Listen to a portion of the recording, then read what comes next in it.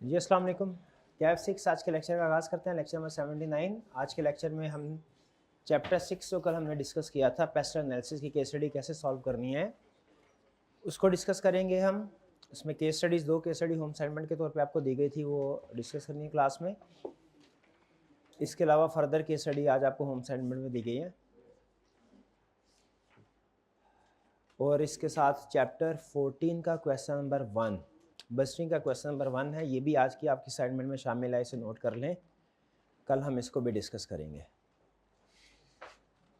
Pastel analysis में आपको बताया था चैप्टर 1 से 5 तक थ्योरेटिकल कंसेप्ट्स हैं, चैप्टर 6 केस स्टडी बेस्ड है। ठीक है, हो सकता है चैप्टर 1 से 5 पढ़ते हुए आपको कुछ नए फैक्टर या किसी केस स्टडी को सॉल्व करते हुए कोई नए फैक्टर्स आपको मिल जाए। कुछ फैक्टर्स तो हमने चैप्टर 6 में लिस्ट दे दी है ना। अगर आपको कोई नए फैक्टर्स मिलते हैं तो आपने उस लिस्ट में ऐड करते जाना है।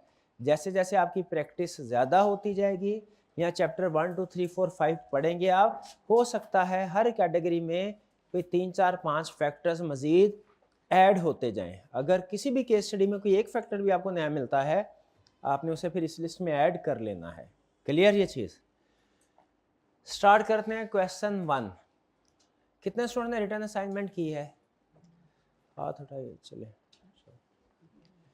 सबसे पहले हम जाते हैं रिक्वायरमेंट की तरफ, जिससे पता चलेगा कि कौन से टॉपिक का क्वेश्चन। आपको पता है मैनेजेरियल पोर्शन में डिफरेंट थेरीज हैं। चैप्टर 7 में भी हमने स्टडी की, 8 में भी स्टडी की, इवन चैप्टर 9 जो एथिकल मॉडल था उसमें भी थ्योरी थी, और चैप्टर 6 में भी थ्योरी थी। सबसे पहले रिक्वायरमेंट पढ़ने का फ़ायदा ये होता है, आपको पता चल जाता है किस थ्योरी के पॉइंट ऑफ व्यू से क्वेश्चन उसने सेट किया है। आप उसी के कंसेप्ट को जहन में रखते हुए क्वेश्चन पढ़ते हैं, और जो उस थ्योरी से रेलिवेंट चीज़ें हैं उनको अंडरलाइन करते जाते हैं। यहाँ पे देखिए रिक्वायरमेंट में कह रहा है conduct pastel analysis on the information provided for SBS। Pastel analysis करना है। मार्क्स हैं 10 मार्क्स है। अगर तो इसमें 0.5 मार्क्स का समझ ले फैक्टर होगा और 0.5 की एक्सप्लेनेशन, ब्रीफ एक्सप्लेनेशन। अगर तो इसमें टोटल मैं कोई 20 के लगभग फैक्टर्स आइडेंटिफाई कर लेता हूं, तो इसका मतलब है फिर सिर्फ फैक्टर्स ही लिखना काफ़ी है, एक्सप्लेनेशन की ज़रूरत नहीं होगी। और अगर इसमें फ़र्ज़ कीजिए फैक्टर्स ही मुझे 10 मिलते हैं 10 मार्क्स के साथ, तो फिर सिर्फ फैक्टर्स को आइडेंटिफाई करना काफ़ी नहीं है, मुझे उनके साथ उनकी एक्सप्लेनेशन भी लिखनी पड़ेगी। क्वेश्चन के अंदर आप नोट करें, क्लियरली उसने नहीं बताया कि एक्सप्लेनेशन रिक्वायर्ड है कि नहीं। क्वेश्चन उसने सिर्फ इतना कहा है पेस्टल एनालिसिस परफॉर्म करें, ठीक है। लेकिन अगर मार्क्स ज़्यादा हो तो हमारी कोशिश होती है एक्सप्लेनेशन भी हर फैक्टर के साथ इंक्लूड करें। मार्क्स ज़्यादा है कि नहीं, फैक्टर पे डिपेंड करता है। फैक्टर कम है, इसका अंदर मार्क्स ज़्यादा है, फैक्टर्स के साथ एक्सप्लेनेशन भी ऐड करनी पड़ेगी। फैक्टर्स ज़्यादा हैं अगर, तो फिर इसका मतलब सिर्फ फैक्टर्स ही 10 मार्क्स के लिए सफिशिएंट होंगे। आपने जो एक रफ जजमेंट अप्लाई करनी है वो ये कि 0.5 मार्क होंगे एक फैक्टर का, अगर आप उसे सही तरीके से क्लासीफाई कर लेते हैं। अब पहली रीडिंग में आपने याद रखे सिर्फ अंडरलाइनिंग करनी है, 1 2 3 यहाँ लिखते जाएगा साथ, ताकि पता चलता जाए कि आपने कितने फैक्टर्स आइडेंटिफाई किए हैं। पेस्टल एनालिसिस है। सबसे पहले आपकी हेडिंग आ जाएगी political, economic, social, technological, environmental, legal factors. और कुछ जगहों पे 20% के लगभग फैक्टर्स में मैंने आपको पहले डिस्कस कर दिया, जजमेंटल डिफरेंस आएगा दो में, कि यहाँ इधर भी हो सकती है या इधर भी हो सकती है।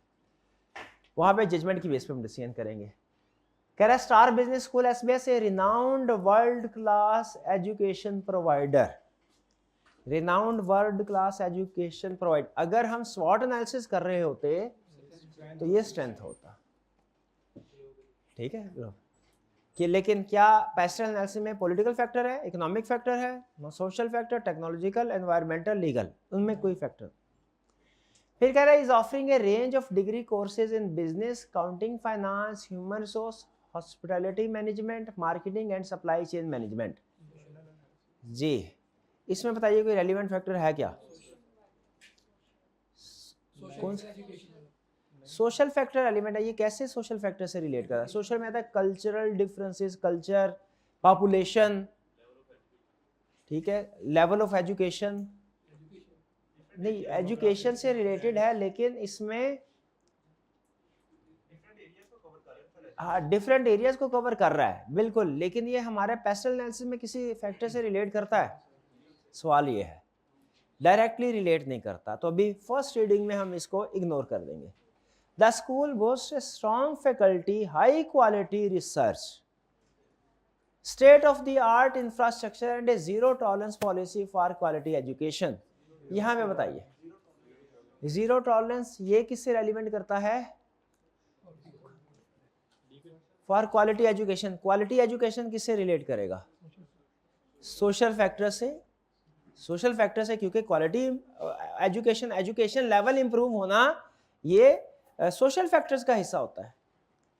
फिर इसके बाद state of the art infrastructure use कर रहे हैं, ये किससे रिलेट कर सकता है? State of the art infrastructure. State of the art infrastructure जी पॉलिटिकल से नहीं, इकोनॉमिक फैक्टर से नहीं, सोशल फैक्टर से भी, टेक्नोलॉजिकल फैक्टर किसी हद तक आ सकता है अगर इस इंफ्रास्ट्रक्चर में टेक्नोलॉजिकल इक्विपमेंट भी शामिल है तो फिर आ सकता है। हाई क्वालिटी, तो अभी हम इसको यही पे रहने देते हैं क्योंकि state of the art infrastructure आ सकता है, अंडरलाइन कर लें इसको। और ये अगर आगे चल के वो लिंक कर देता है, एक्सप्लेन कर देता है कि इसमें टेक्नोलॉजिकल इक्विपमेंट भी शामिल है, फिर से कंफर्म हो जाएगा टेक्नोलॉजी से रिलेटेड फैक्टर है। लेकिन अगर क्लियर नहीं करता मजीद तो फिर हम अपनी जजमेंट की बेस पे इसको टेक्नोलॉजिकल फैक्टर में इंक्लूड कर सकते हैं। जी ये पेस्टल तो एक्सटर्नल मैक्रो एनवायरनमेंट के बारे में होती है, तो ये सारी इंटरनल बातें हैं इसकी बिजनेस। पेस्टल एक्सटर्नल के बारे में होता है, लेकिन यहाँ पे बेसिकली एक्सटर्नल वो इफेक्ट कर रहा है ना, जैसे जिन स्टूडेंट्स को पढ़ाया जाएगा zero tolerance policy for quality education के मुताबिक, क्या आपके ख्याल में वो एक्सटर्नल एनवायरनमेंट को इफेक्ट नहीं करेंगे? मतलब कि आप आगे जाके बड़े होगे जो भी जॉब्स। हाँ बिल्कुल जाहिर है वो हमारी सोसाइटी को इफेक्ट करेंगे। आगे चलते हैं। SBS has been receiving grants from the government to support its futuristic educational activities। बताइए, ग्रांट को अंडरलाइन कीजिए, पॉलिटिकल या के इकोनॉमिक? अगर तो गवर्नमेंट से ग्रांट मिल रही है फिर तो पॉलिटिकल है, लेकिन अगर ग्रांट मिल रही है जनरल पब्लिक से फिर इकोनॉमिक फैक्टर्स में आएगा। ग्रांट्स या सब्सिडीज इकोनॉमिक फैक्टर्स में आती है। क्वेश्चन में बता रहा है कहाँ से ग्रांट्स मिली है, फ्रॉम गवर्नमेंट, ये ठीक है, ये पॉलिटिकल फैक्टर में आ जाएगा, इसको भी अंडरलाइन कर लें। क्लियर? अगर कोई स्टूडेंट इसको इकोनॉमिक फैक्टर्स में भी क्लासीफाई करता है गलत वो भी नहीं होगा, लेकिन ज्यादा बेहतर जो है इसमें पॉलिटिकल फैक्टर है। क्लियर? कैसे इफेक्ट करता है, एक्सप्लेनेशन अगर देनी पड़े कैसे एक्सप्लेनेशन देंगे जी? पॉजिटिव इम्पैक्ट है कैसे बिजनेस में हमारे? हाँ हमें सपोर्ट मिल रही है, एक्टिविटीज को सपोर्ट मिल रही है। However, due to political instability and a deteriorating economic situation in the country, education sector has experienced a decline its grant over the past years। अच्छा अब देखें, हाँ अब हमने इसको सिर्फ ग्रांट को, ग्रांट के बारे में मजीद उसने इंफॉर्मेशन दे दी है, तो क्या अब हमें उसे मजीद इंफॉर्मेशन के साथ मर्ज करके एक्सप्लेन करना है कि अलग ही? पहले उसने कहा ग्रांट मिलती है, चलें ये पॉजिटिव है कि ग्रांट मिलती है, लेकिन उसके बाद अब कह रहा है वो ग्रांट डिक्रीज हो रही है अलग से, तो डिक्रीज इन ग्रांट क्या होगा फिर? नेगेटिव। क्लियर? ये पॉलिटिकल में लेके जाएंगे इसको या इकोनॉमिक में? जी बताइए, ये कितने स्टूडेंट्स का ख्याल है कि ग्रांट रिसीव होती है ये फैक्टर, और सब इस साल ग्रांट डिक्रीज हो गई है ये फैक्टर पॉलिटिकल फैक्टर्स में इंक्लूड होना चाहिए? कितनों का ख्याल है इकोनॉमिक फैक्टर्स में? हाँ चूंकि ग्रांट गवर्नमेंट से मिल रही है तो मेरी जजमेंट ज़्यादा ये है कि पॉलिटिकल फैक्टर्स में क्लासीफाई होना चाहिए। एक हो गया हमारा ग्रांट का रिसीव होना और दूसरा ग्रांट डिक्रीज होना। क्लियर? वैसे मैं अगर आपकी जगह पे हूँ मैं दोनों को एक इकट्ठे डिस्कस कर दूँ, मतलब मेरी जजमेंट के मुताबिक, क्योंकि वो ग्रांट एक ही फैक्टर की आगे वो एक्सटेंडेड इंफॉर्मेशन दे रहा है, लेकिन आप इसको अलग अलग भी लिखना चाहें लिख सकते हैं। अच्छा एक हो गया, अंडरलाइन करते जाएं। दो आपने ऊपर अंडरलाइन की थी चीज़ें, क्वालिटी एजुकेशन, जीरो टॉलरेंस और state of the art infrastructure, ये टेक्नोलॉजिकल फैक्टर में आ गए थे, ये सोशल में दो। फिर इसके बाद तीसरा ग्रांट गवर्नमेंट से रिसीव हो रही है, ये पॉजिटिव था, तीन हो गए। फोर्थ, आपके मुताबिक डिक्रीज इन ग्रांट को भी हम अलग फैक्टर ट्रीट करते हैं। और क्या और फैक्टर्स लिखे हुए हैं इसने? पॉलिटिकल इंस्टेबिलिटी, ये पॉजिटिव होगा नेगेटिव होगा? नेगेटिव होगा, ठीक है। पॉलिटिकल इंस्टेबिलिटी की वजह से गवर्नमेंट के पास कोई future plan, consistent future plan नहीं होगा, अनसर्टेनिटी होगी कि कौन सा डिग्री को परसू करना चाहिए, एम्प्लॉयमेंट अपॉर्चुनिटीज कम होगी, ये नेगेटिव पॉलिटिकल इंस्टेबिलिटी। फिर इसके बाद डिटेरियोरेटिंग इकोनॉमिक सिचुएशन, ये भी इकोनॉमिक फैक्टर में अगर ये भी नेगेटिव है। नेक्स्ट, डिक्लाइन इन ग्रांट्स हो गया, ठीक है, ये भी हमने डिस्कस कर लिया। क्लियर? कितने फैक्टर हो गए हमारे? 6 फैक्टर हो गए। आगे चलते हैं। Further, it has been under consideration that the grant shall be given to university only on recommendation of higher education commission and its related bill has recently been placed before the National Assembly। जी, ये national assembly वाला legal factor में है, ठीक है, कि supervision, grant की supervision होगी, और ये हमारा नेगेटिव फैक्टर होगा क्योंकि बाइंदा जो ग्रांट मिलेगी वो हायर एजुकेशन की रिकमेंडेशन से मिलेगी और इसके ऊपर बिल पास हो रहा है। अच्छा, यहाँ पे एक ही फैक्टर है या 2 फैक्टर हैं? एक तो है कि जी रिलेटेड बिल नेशनल असेंबली में पेंडिंग है, चल रहा है, डिस्कशन हो रही है। एक है कि हायर एजुकेशन की सुपरविजन रिकमेंडेशन होगी हायर एजुकेशन कमीशन की, फिर ग्रांट मिलेगी। जी, एक ही फैक्टर लिखना चाहिए, 2 अलग अलग? 2 अलग अलग। तो पहला ग्रांट जो है वो on recommendation of higher education commission, और दूसरा फैक्टर क्या है? बिल नेशनल असेंबली में पेंडिंग। बिल वाली बात तो आ जाएगी हमारी लीगल फैक्टर्स में। ये जो है हमारा हायर एजुकेशन की रिकमेंडेशन, ये किस में आनी चाहिए? पॉलिटिकल, मैं ज़्यादातर देख लूँ पॉलिटिकल है, लेकिन गवर्नमेंट से रिलेट नहीं कर रही है, ये एक अलग से रेगुलेटर है एजुकेशन सेक्टर का। रिकमेंड एक पॉलिटिकल, इकोनॉमिक नहीं, सोशल, टेक्नोलॉजिकल एक्शन। पॉलिटिकल और लीगल इनमें कन्फ्लिक्ट है। कितने स्टूडेंट्स का ख्याल है पॉलिटिकल फैक्टर होगा? कितनों का ख्याल है लीगल फैक्टर है? चलें, पॉलिटिकल फैक्टर के ज़्यादा स्टूडेंट्स है। तो ये हायर एजुकेशन कमीशन की रिकमेंडेशन, ये भी नेगेटिव है, ये पॉलिटिकल फैक्टर्स में डिस्कस करेंगे। और बिल पेंडिंग है नेशनल असेंबली में, ये भी नेगेटिव है, लीगल फैक्टर में डिस्कस करेंगे। क्लियर? आगे चलते हैं। In order to remain competitive, SBS has invested heavily in the latest software and technology for its education program। यहाँ पे इसको मैं लिंक कर दूंगा स्टेट ऑफ द आर्ट को। यहाँ पे उसने बता दिया कि वो उसने टेक्नोलॉजी में इन्वेस्ट किया है। ये हमारा कौन सा फैक्टर होगा?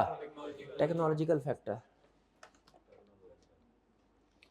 Latest software technology for its education program to ensure smooth delivery of lectures both online and in person. अब ये ऑनलाइन ऑप्शंस होना, ये भी टेक्नोलॉजी में है, यानी इंफ्रास्ट्रक्चर अवेलेबिलिटी, ये भी प्लस पॉइंट है टेक्नोलॉजिकल। और ऑनलाइन अवेलेबिलिटी, ऑनलाइन ऑफर करना कोर्सेज, ये भी टेक्नोलॉजिकल फैक्टर है। टेक्नोलॉजी पे डिपेंड करता है ना, ये हमारे बिजनेस पे इसका इंपैक्ट पॉजिटिव है नेगेटिव है?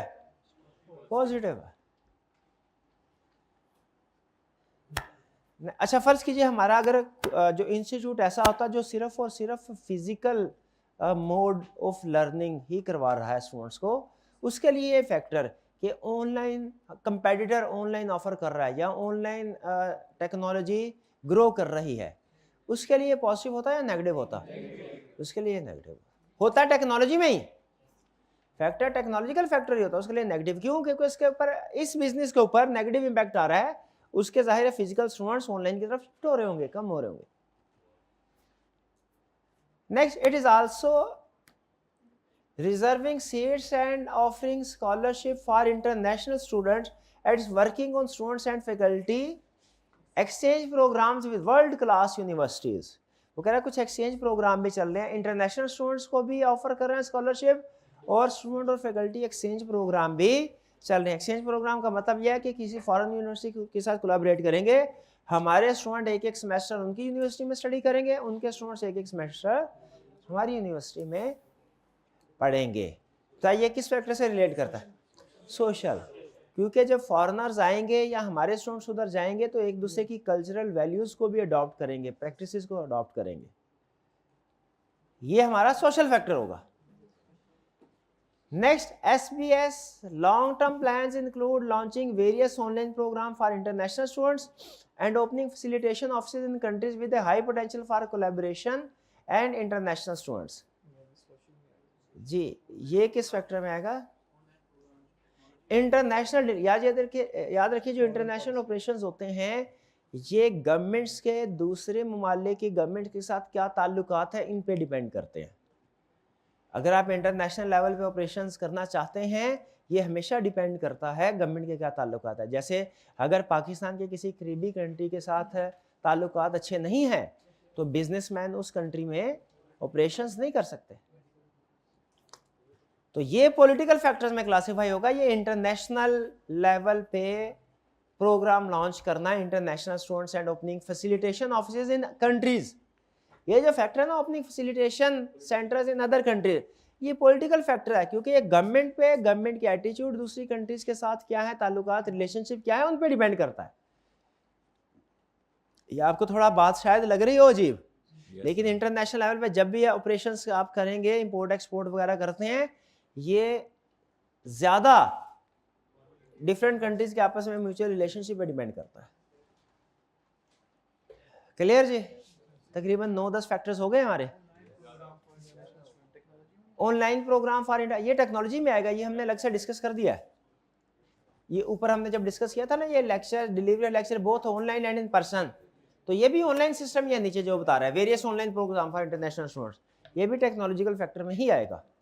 आप टेक्नोलॉजिकल फैक्टर में इसको अलग डिस्कस कर सकते हैं कि delivery lecture to local students, और फिर इसके साथ plans include launching various program for international students. Clear? कुछ समझ आई पेस्टल एनालिसिस किस तरीके से करना है? चलिए नेक्स्ट, अभी याद रखें ये पहली केस स्टडी थी, इसमें आपकी अगर 50% भी परफॉर्मेंस रही है ना तो वो एक्सेप्टेबल है। ये जैसे जैसे प्रैक्टिस करते जाएंगे, प्रैक्टिस बढ़ती जाएगी, वैसे वैसे आपका ये प्रोसेस रिफाइन होता जाएगा सोचने का। नेक्स्ट है जी क्वेश्चन 4। क्वेश्चन 4 हमारा रिलेट करता है, ये भी पेस्टल एनालिसिस है, ठीक है? स्टार्ट करें जी। Business environment of ride. Ride is a rapidly growing transportation service provider. Rapidly growing, स्वॉट एनालिसिस में क्या होता है? ये स्ट्रेंथ होता है, लेकिन हमारे फैक्टर्स में, पेस्टल एनालिसिस में ये रेलिवेंट है। It is an app that connects users who are interested in carpooling their way to work or around the city. Technology factor, use of app technological factor है, हमारे business को effect कर रहा है। किसी कंट्री में लोग कितनी टेक्नोलॉजी, इस टेक्नोलॉजी को अडॉप्ट करते हैं, कितना कंफर्टेबल है इसको यूज करने में, कितने एक्सपर्ट है, हमारा बिजनेस उस पर डिपेंड करता है।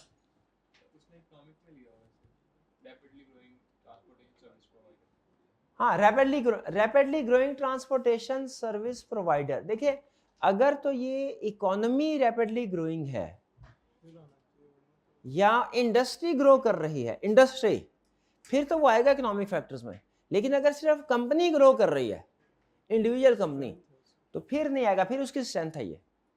यहाँ पे हम आगे चल के देखते हैं, अगर उसने ओवरऑल इकोनॉमी के बारे में हमें कुछ फर्दर इंफॉर्मेशन दी है जिससे पता चले कि इकोनॉमी ग्रो हो रही है, तो फिर इकोनॉमिक फैक्टर में आएगा ये। अभी ये ऐप से हमने इसे टेक्नोलॉजिकल फैक्टर के साथ लिंक कर दिया। Next, people like its features such as easy accessibility through mobile app and sharing of commute. Sharing of commute का क्या मतलब है? शेयरिंग ऑफ कम्यूट किसे कहते हैं? जो आप डेली रूटीन में सफर करते हैं, जैसे घर से ऑफिस, ऑफिस से घर, या घर से कॉलेज, उसे कम्यूट बोलते हैं। शेयरिंग ऑफ कम्यूट का मतलब क्या है कि आप एक ही वक्त में, जैसे अगर 2 लोगों ने जाना है तो बजाय ये को अलग अलग गाड़ियों में जाएं, वो इकट्ठे ट्रैवलिंग करते हैं, यह है शेयरिंग ऑफ कम्यूट। बाज़ औक़ात आपने अगर फ़र्ज़ कीजिए लाहौर से इस्लामाबाद जाना है, तो सम टाइम ऐसा होता है कि कुछ मेरा ख्याल है ऐप्स ऐसी हैं जिनमें अगर आप ये बताते हैं कि जी मैंने लाहौर से इस्लामाबाद जाना है, तो अगर किसी और पर्सन ने भी जाना हो लाहौर से इस्लामाबाद, तो आपसे कहेगा सर आप मेरे साथ जो इसका पेट्रोल का खर्चा वो शेयर कर लें, हम दोनों का डेस्टिनेशन सेम है, चले जाए। ऐसी ऐप के साथ आप फेमिलियर हैं?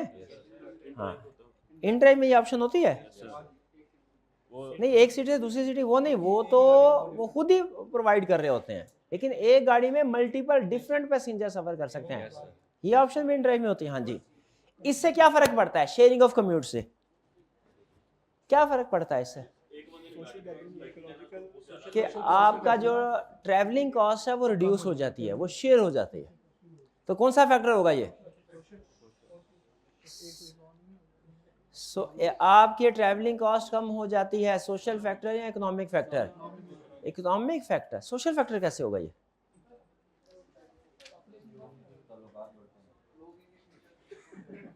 शेयरिंग ऑफ कम्यूट मेरे ख्याल में इकोनॉमिक नहीं, इकोनॉमिक फैक्टर होगा क्योंकि इससे ट्रैवलिंग कॉस्ट कम होती है।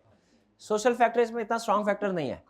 The company believes that it will provide easy commute to people and also help address traffic congestion issue. हाँ, ट्रैफिक के प्रॉब्लम भी सॉल्व करेगी।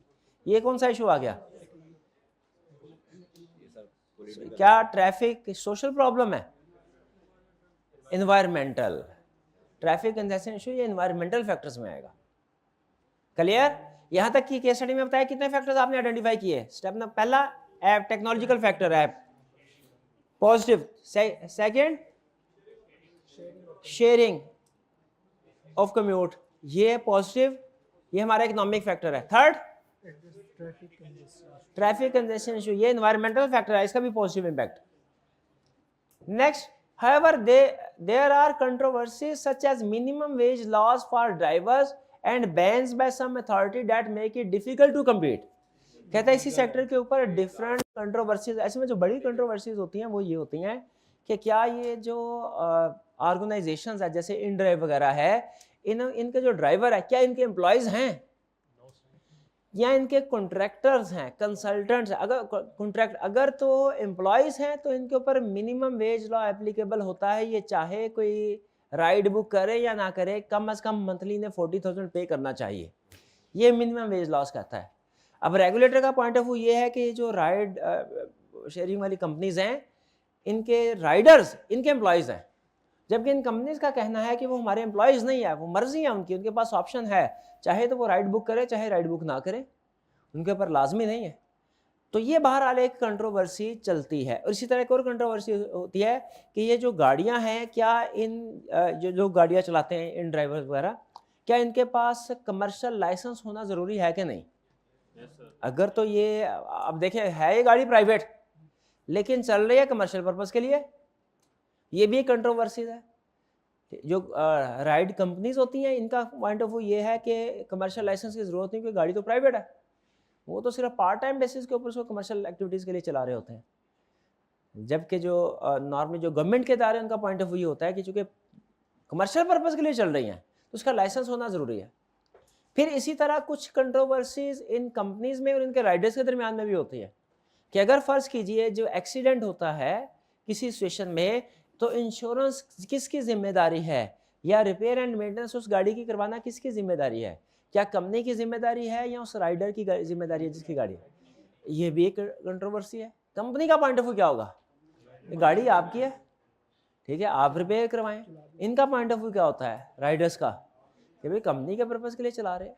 तो ये चीज़ें बहरहाल कॉन्ट्रैक्ट में तय हो जाती हैं जब शेयरिंग होती है ना, एग्री कि कितने % शेयरिंग कंपनी को जाएगी, कितने % शेयरिंग ड्राइवर खुद रखेंगे।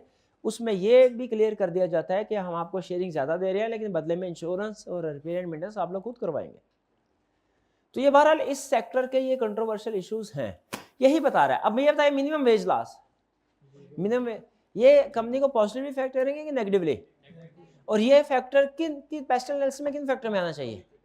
पॉलिटिकल में या लीगल में? मिनिमम वेज लॉस है, लीगल में आना चाहिए, ठीक है। वैसे मैंने आपको पहले बताया हुआ है कि ये पेस्टल एनालिसिस में पॉलिटिकल में और लीगल में जजमेंटल डिफरेंस आएगा, लेकिन ये क्लियरली वेज लॉ की बात कर रहा है, लीगल फैक्टर्स होगा। फिर and bans by some authorities, और कुछ अथॉरिटी ने इसको बैन भी किया कि ये नहीं चला सकते। कुछ जगहों पे, कुछ शहरों में हो सकता है बैन किया हो या कुछ ऐसे डेस्टिनेशन के ऊपर बैन किया हो, रोड्स वगैरह पे बैन किया हो। तो यहाँ पे ये फैक्टर कौन सा होगा बैन करने वाला, लीगल या पॉलिटिकल? कितने स्टूडेंट्स का ख्याल है फैक्टर लीगल है, कितनों का ख्याल है पॉलिटिकल फैक्टर है? चलिए लीगल वाले ज्यादा। देखिए अथॉरिटीज हैं तो रेगुलेटरी अथॉरिटीज होती हैं, लीगल ही है। पिछले क्वेश्चन में हमने जो हायर एजुकेशन कमीशन की बात की थी वो भी एक रेगुलेटरी अथॉरिटी थी, एजुकेशन सेक्टर के लिए, उसको हमने लीगल में क्लासीफाई किया था, पॉलिटिकल में क्लासीफाई किया था। तो मेरा ख्याल है इसको भी फिर पॉलिटिकल में, रेगुलेटरी अथॉरिटीज़ की कंप्लायंस जो है वो पॉलिटिकल फैक्टर।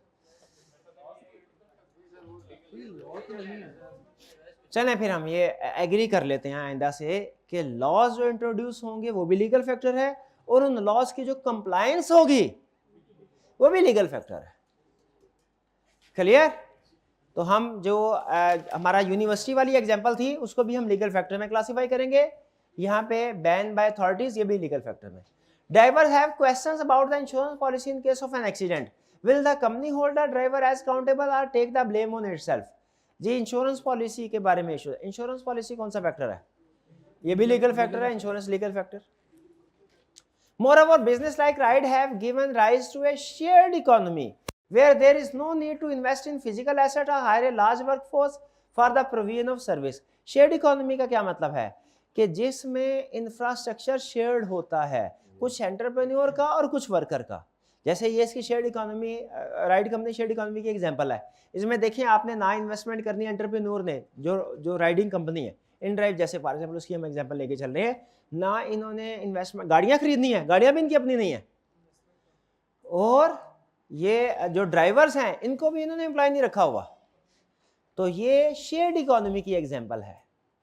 यानी ट्रांसपोर्टेशन कंपनी है, हो सकता है नेटवर्क, इस ट्रांसपोर्टेशन कंपनी नेटवर्क पाकिस्तान में सबसे बड़ा हो, लेकिन गाड़ी ही एक भी ओन ना कर रहे हो, ऐसा पॉसिबल है?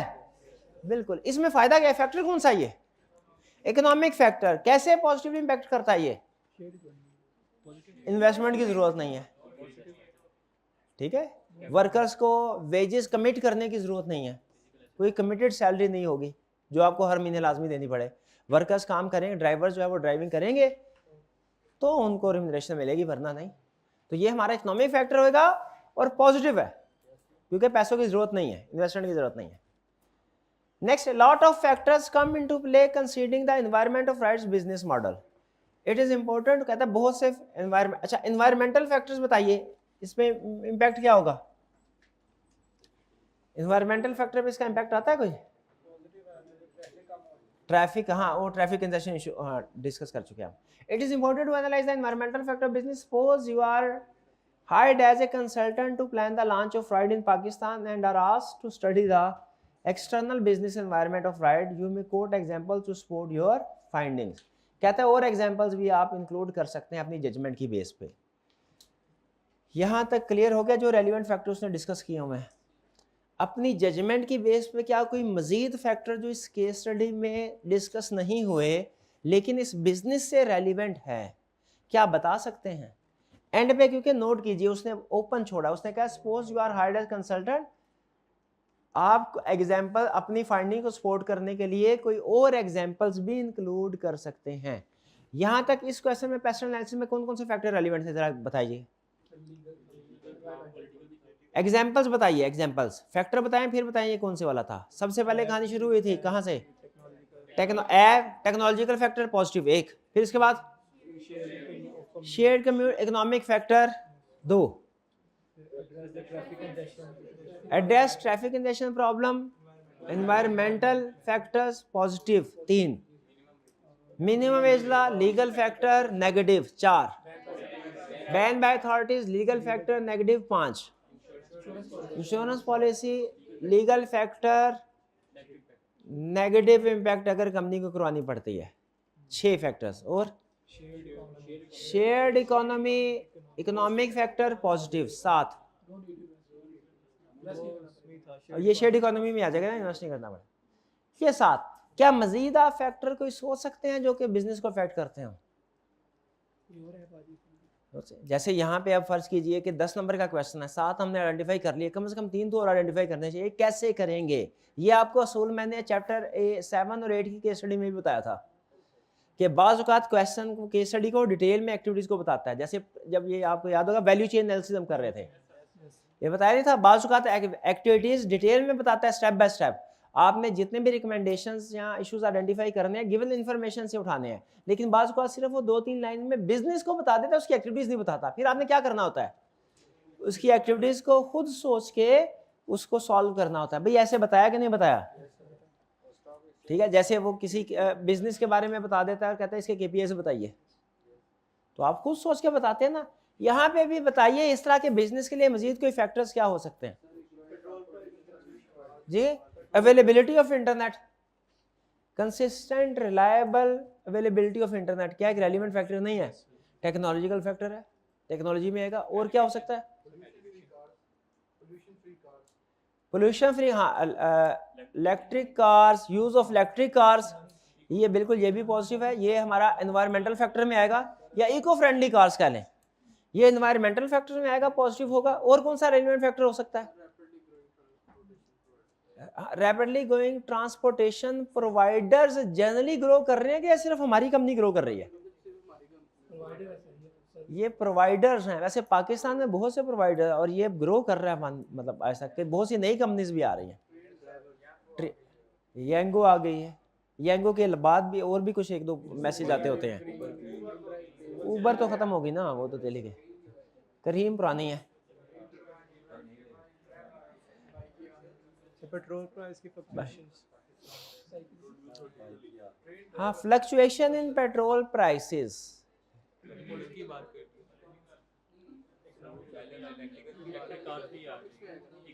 इकोनॉमिक फैक्टर में आएगा तो सही, लेकिन अगर सब्सिडी प्रोवाइड करे, पेट्रोल प्राइसेस अगर कम हो, इकोनॉमिक फैक्टर में पॉजिटिव इम्पैक्ट आएगा।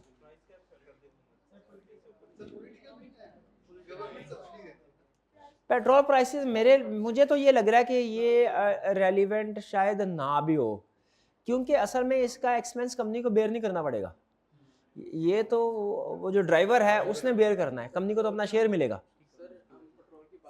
तो मुझे ये लग रहा है कि हाँ, पेट्रोल रेलिवेंट फैक्टर नहीं होगा। नहीं, हम पेट्रोल की बात इसलिए कर रहे हैं कि अगर वो सस्ता हो जाता है तो बिजनेस के लिए पॉजिटिव होगा ना। हाँ, training of driver social factor में ये हो सकता है, बिल्कुल पॉजिटिव फैक्टर होगा। ड्राइवर जितने ज्यादा ट्रेंड होंगे, एक्सीडेंट्स उतने कम होंगे। तो ये हमारे लिए कुछ रेलिवेंट, कुछ अंदाजा हुआ पेस्टल एनालिसिस किस तरीके से केस स्टडी सॉल्व करनी है। चलिए फैक्टर देखें, आहिस्ता आहिस्ता रिफाइनमेंट आहिस्ता आहिस्ता आएगी। आगे चलते हैं मजीद, ये दो एक और अभी टाइम है, एक केस स्टडी और कर लेते हैं। हमने असाइनमेंट नहीं दी, चाय आ रही है इसीलिए मैं कहता हूँ इसी बहाने ये ना क्लास पहले खत्म हो जाए, चाय आए ना, चाय के बगैर चलना पड़े। चाय का भी इंतजार कर लेते हैं और तब तक गपशप के तौर पे यूं समझे गपशप लगा रहे हैं हम। वॉल्यूम छोटी छोटी केस स्टडी, वॉल्यूम 1 के क्वेश्चंस तो इजी थे भैया, वो आपने कर लिए थे ना ऐसे ना ट्राई। वॉल्यूम 1 में कोई प्रॉब्लम? वॉल्यूम 1 में प्रॉब्लम नहीं है भाई। वॉल्यूम 2 की केस स्टडी करते हैं कोई और, एक आधा नहीं, एक सवाल ही करते हैं उसका। चाहे आ रही है भाई, आ रही है, आपके सामने उन्हीं ऑर्डर लगाया था मैंने। पेस्टल एनालिसिस की एक केस स्टडी और करनी है।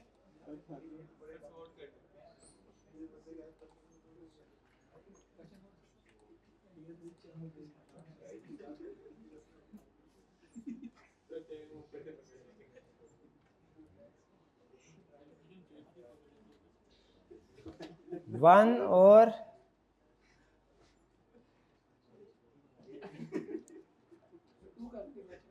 चलें क्वेश्चन नंबर 2 कर लेते हैं जी, ये भाई की फरमाइश पे।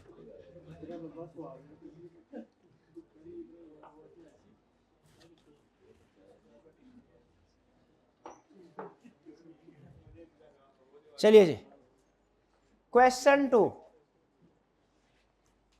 रिक्वायरमेंट में identify the environmental factors relevant, external factors को एनवायरमेंटल फैक्टर भी बोलते हैं, relevant to above situation and group them for the purpose of pest analysis. अच्छा आप नोट कीजिए इसने वर्ड क्या यूज किया है, इसका मतलब है आपने जो एंड वाले एनवायरमेंटल और लीगल फैक्टर्स हैं उनको डिस्कस नहीं करना। हमारे जितने भी लीगल फैक्टर्स होंगे वो किधर हो जाएंगे, पॉलिटिकल फैक्टर में, तो आसान हो गया हमारे लिए। एनवायरमेंटल, ये ई वाला एनवायरमेंट नहीं है, यहाँ पे एनवायरमेंट से मुराद एक्सटर्नल फैक्टर्स है। जो एक्सटर्नल एनवायरमेंट से हम कहते हैं ना मैक्रो एनवायरमेंटल फैक्टर, ये वो है।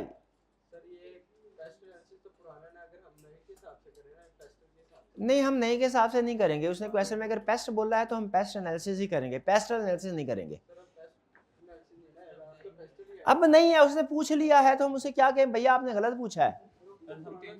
पुराना सवाल कोई बात नहीं, इसकी भी प्रैक्टिस कर लें।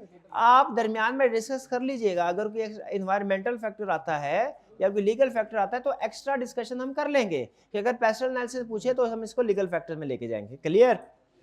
चले, Flavors में US based fast food chain has gained worldwide recognition due to unique taste, exemplary ambience and economy meals. जी बताइए। Worldwide recognition food chain, इसकी स्ट्रेंथ बता रहा है। अच्छा, लेकिन ये इकोनॉमी मील्स है,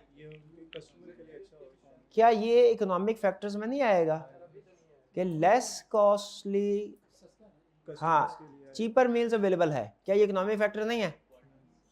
इकोनॉमिक फैक्टर नहीं है क्या? कस्टमर को जो प्रोडक्ट प्रोवाइड की जा रही है, लो कॉस्ट प्रोडक्ट प्रोवाइड की जा रही है, इकोनॉमिक फैक्टर है ये, positive impact. It is considering to exploit an opportunity to expand its business in major cities of Zanata. ये कंसीडर कर रही है अपने ऑपरेशंस को फैलाना है एक दूसरी कंट्री में। ये कौन सा फैक्टर होगा बताइए कि अदर कंट्रीज में ऑपरेशंस को एक्सपेंड करने का सोच रही, कौन सा फैक्टर है? पॉलिटिकल फैक्टर्स है। ये आपको बताया था, ये पॉलिटिकल रिलेशन पे डिपेंड करता है अगर आपने अदर कंट्रीज में ऑपरेशंस करने हो। दो फैक्टर्स हो गए, इकोनॉमी को अंडरलाइन कर लें और ज़ेनाटा अदर कंट्री, इसको अंडरलाइन कर लें। नहीं, ये अदर कंट्री है कि वही उसी कंट्री में है? तो ज़ेनाटा वो क्या वही कंपनी है जहां पे ये कंपनी ऑपरेट कर रही है, वही कंट्री है या अनदर कंट्री? चले, ये अभी क्लियर नहीं है, इसको अंडरलाइन कर ले, आगे चल के देख, आगे चलते हैं। अगर ये जिस कंट्री में फ्लेवर्स हम नहीं भाई, ये अदर कंट्री है क्योंकि उसने बोला हुआ यूएस बेस्ड है, पॉलिटिकल आ गया। ये अदर कंट्री है, कैसे पता चला? क्योंकि जिस कंपनी का हम एनालिसिस कर रहे हैं वो यूएस बेस्ड है। तो दो फैक्टर्स हमने आइडेंटिफाई कर लिए, इकोनॉमिक फैक्टर इकोनॉमी से, इकोनॉमी मील से, और दूसरा ज़ेनाटा ये अदर कंट्री है, पॉलिटिकल रिलेशंस पे डिपेंड करेगा। Next, Zenata is a developing country where demand for fast food is ever increasing. Demand is ever increasing. Economic factors. And during the last decade, local as well as international fast food chains have enjoyed substantial profits. ये भी economic factor में आ गया, substantial profit. Despite widening wealth gap, fast food has gained immense popularity among lower and middle class. Lower and middle class, जब कभी population की classification कर दे, characteristics बताना शुरू कर दे, हाँ जी, ये सोशल फैक्टर्स में आएगा। इसका मतलब है उस वहाँ पे जो लोअर और मिडिल क्लास के लोग हैं वो फास्ट फूड की तरफ ज्यादा बढ़ रहे हैं। वाइडनिंग वेल्थ गैप, ये भी इकोनॉमिक फैक्टर्स में आएगा कि वेल्थ गैप ज्यादा है, लेकिन ये नेगेटिव में होगा फिर, ठीक है। और जो popularity among lower and middle class है क्योंकि पॉपुलेशन की कैरेक्टरिस्टिक्स बता रहा है।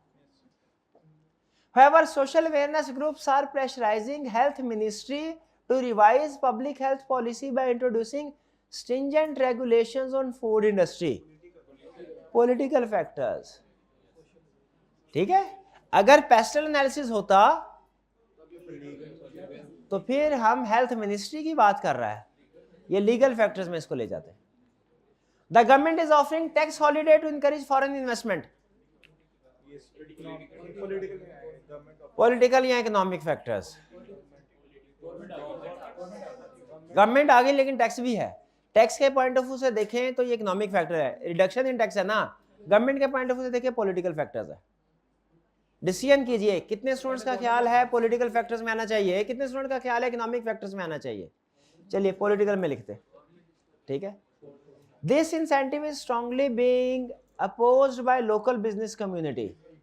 लोकल बिजनेस कम्युनिटी इसको अपोज कर रही है, ये नेगेटिव फैक्टर होगा किसमें? नहीं, इसका इकोनॉमी से ताल्लुक नहीं, इकोनॉमिक सोशल में आएगा। लोकल कम्युनिटी अगेंस्ट है, पॉपुलेशन का एक सेक्टर है ना local community. In the past few years Zeneta has seen high inflation rate, negative. और कौन सा नेगेटिव? जज़ाकल्लाह। एक इकोनॉमिक फैक्टर। लीजिए भाईजान।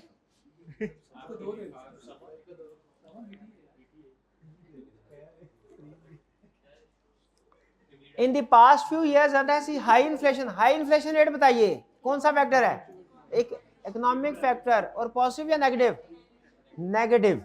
And the government is considering to raise the minimum wage rate by 25%। Political factor. और अगर pastel analysis होता तो ये लीगल फैक्टर्स में आ जाता।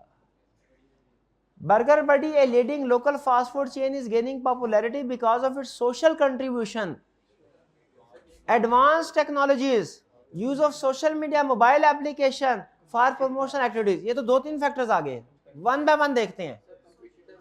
कंपेटिटर सोशल कंट्रीब्यूशन कर रहा है सोशल प्रोजेक्ट्स में।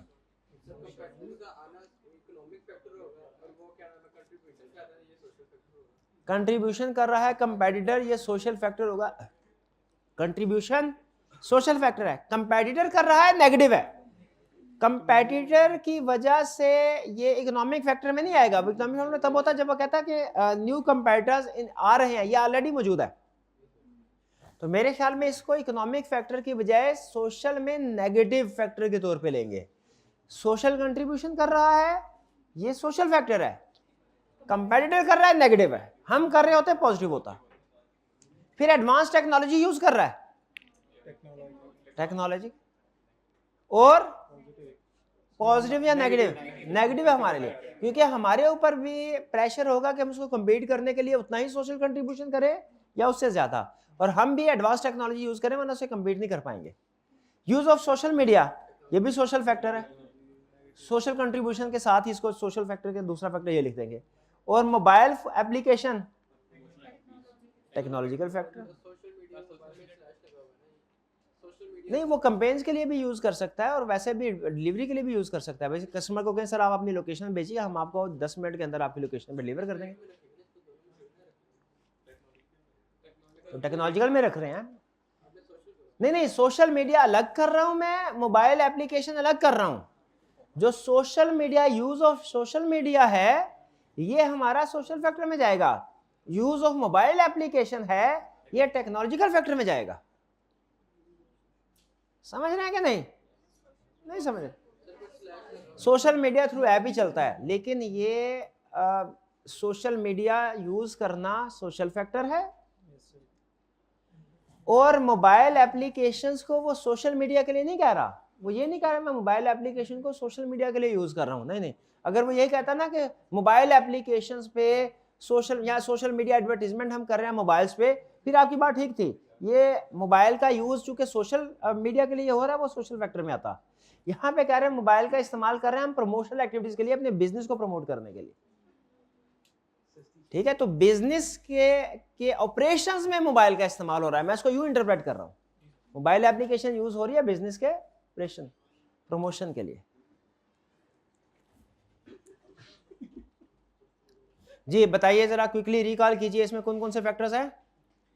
पेस्टल एनालिसिस में फिर से इस केस स्टडी में कौन कौन से फैक्टर थे? इकोनॉमी में ये हमारा इकोनॉमिक फैक्टर था, पॉजिटिव इंपैक्ट। दूसरा, मेजर सिटी ऑफ ज़ेनाटा में ऑपरेट करने जा रहा है, पॉलिटिकल फैक्टर था, positive. Next, demand for food increase और इंडस्ट्री में ग्रोथ है, इकोनॉमिक फैक्टर है, positive. Next, widening wealth gap है उस सोसाइटी में, negative economic. Fast food popularity gain कर रहा है लोअर एंड मिडिल क्लास में, social, positive.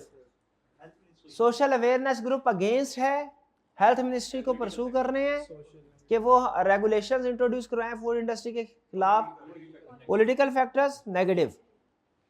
Government tax holiday offer कर रही है, पॉलिटिकल फैक्टर्स नेगेटिव। लेकिन इसको इकोनॉमिक फैक्टर नेगेटिव में लिखेंगे वो भी ठीक।